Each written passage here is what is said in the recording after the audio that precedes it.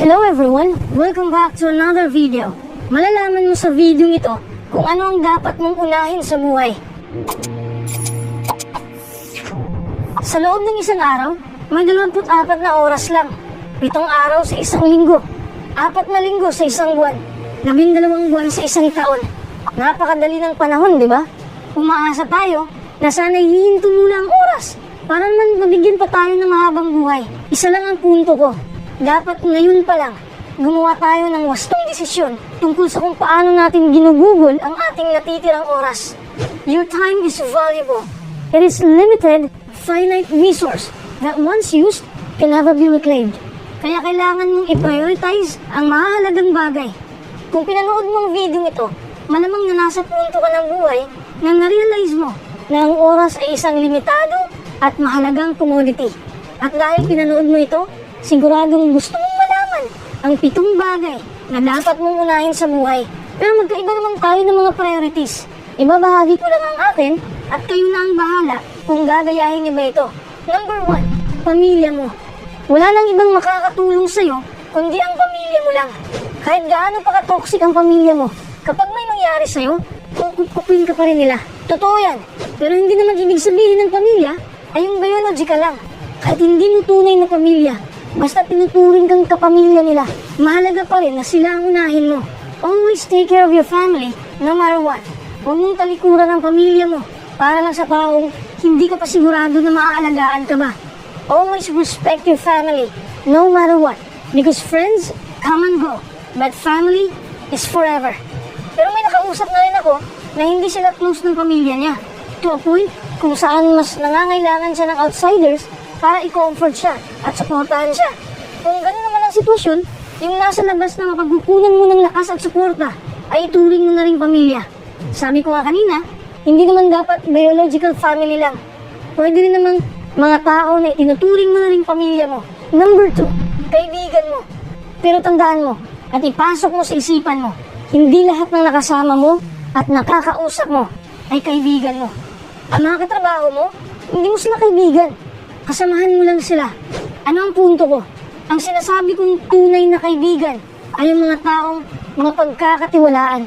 Sino sa mga kaibigan mo ang mapaghihingahan mo ng iyong niloloob?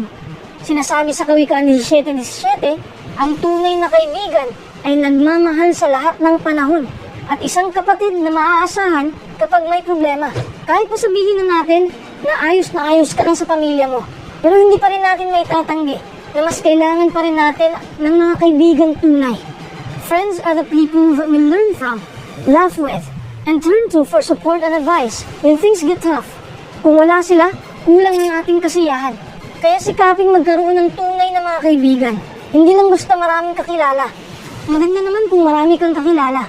Pero hahanapin mo pa rin ang ilan na kapalagayan loob mo na. Kung naghahanap ka man ng tunay na kaibigan, sikapin mo rin maging tunay para sa kanila. Ipakita mo sa kaibigan mo na pinahalagahan mo siya. Hindi pwedeng naghahanap ka ng tunay, tapos ikaw pala ang plastic. Hindi pwedeng ganun. Marami akong kakilala, pero 10 lang ang tunay kong kaibigan. Mapagkakatiwalaan ko sila. Sila ay mapagsakripisyo. Tumutulong sila sa akin na maging mas mabuting tao. Kaya sinali ko rin sila sa listahan ng aking mga priorities. Number 3, mission mo. Dapat alam mo kung ano ang mission mo sa buhay. Your life missions are priorities that give you meaning and happiness.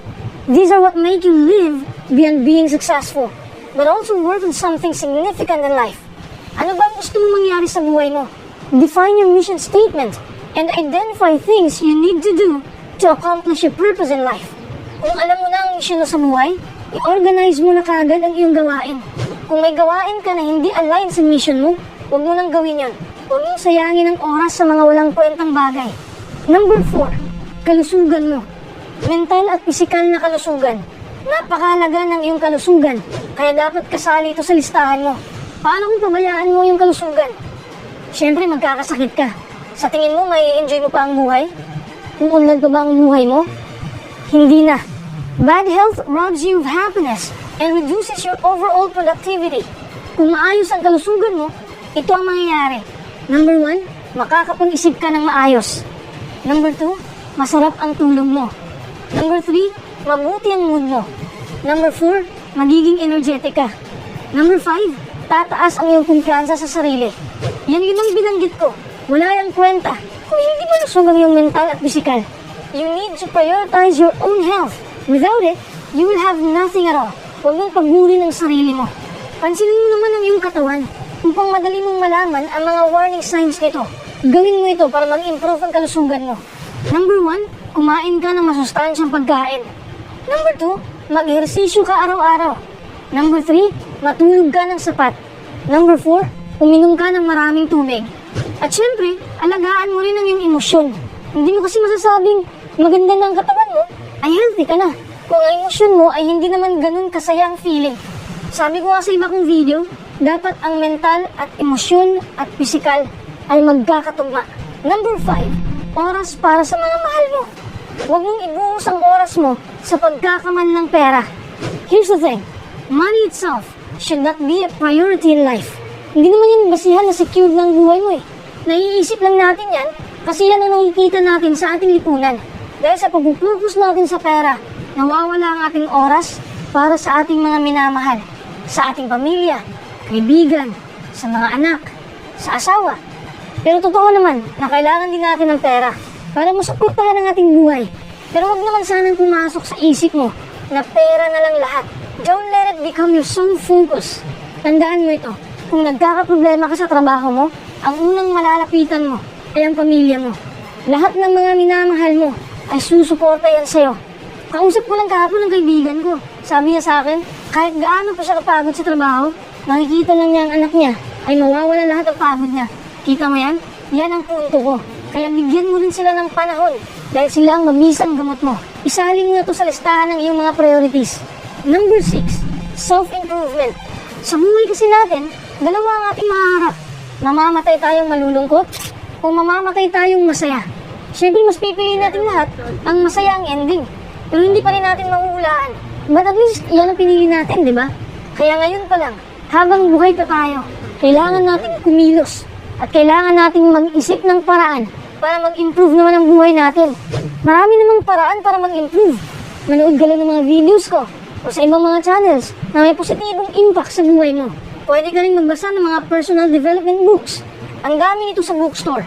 Kung may libreng libro din sa online, it's not even a bad idea to learn something outside your field. Kapag pareho lang araw-araw ang takbo ng buhay mo, pareho lang din ang bunga niyan. At ayaw mo ng ganun kapredictable na buhay, di ba? Alam mo, noong bata pa ako, akala ko kapag tapos na ako sa pag-aaral, alam ko na ang lahat. Pagka-graduate ko, doon ko palang napagtanto na hindi pala totoo ang iniisip ko. Napaka-boring pala ng buhay kung walang improvement. Dapat talaga na matuto tayo para araw-araw din tayong na-e-excite. Ngayon tapos na tayo sa paaralan. Wala man tayong exam na kailangang paghandaan. Meron namang exam sa totoong buhay na pwedeng ikabagsak natin. Kaya kailangan pa rin natin ng mga impormasyon para malabanan ang mga pagsubok na haharapin natin. Kailangan mong mag-focus sa kalakasan mo. Lalawak pa ang iyong kaalaman kung handa ka lang papasukin ang bagong impormasyon sa buhay mo. If ever you're feeling bored with life, you're probably in need of a new mental challenge. Number 7, katuwaan. Dapat lang talaga na isalin mo ito sa listahan. Dahil alam mo naman, hindi tayo inilagay sa mundong ito para lang magdusa. Minsan may pagdurusa rin naman, pero hindi naman sa lahat ng panahon. Dapat may katuwaan din tayo. Sang-ayon ka naman, di ba? Na walang kwenta ang ating buhay kung wala tayong katuwaan na ginagawa. So make enjoying every day a priority. Alam naman natin na minsan mapapagod tayo, malulubog tayo sa buhay. Pero sabi nga ni Catriona Gray, see the situation with a silver lining. Huwag mo seryosohin masyado ang nangyayari sa buhay. Malulumbay ka lang. Just try to see the beauty in every day. Kalimutan mo muna ang mga material na bagay. At noon ka muna mag-focus sa mga ginagawa mong nakakapagpasaya sa'yo. At nakakapagpasaya sa mga taong mahal mo. O, adulto ka na nga. Pero pwede ka namang umasta na parang bata. Katuwaan lang naman, di ba? Ngumiti ka. Tumawa ka. Hindi naman malilimutan ang problema mo. Pero isipin mo na may solusyon sa bawat problema. Kung hindi ka man sang-ayon sa 7 priorities na binanggit ko, at kung hindi ka man sigurado kung ano ang priorities mo, isipin mo lang ng mabuti kung ano ang mas mahalaga sa'yo. Halimbawa, pagod na pagod ka na sa trabaho mo. Ibig sabihin na mahalaga na sa'yo ngayon ang kalusugan mo. Yan ang ilista mo. At dapat may plano ka rin kung paano mo magagawa yon. Halimbawa, para mawala ang pagod mo, magpahinga ka muna sa trabaho mo o makipagsaya ka sa pamilya mo. Ito lang ang priorities ko sa buhay. Pwede ko pa itong madagdagan kung may maisip pa ako na mahalaga para sa akin.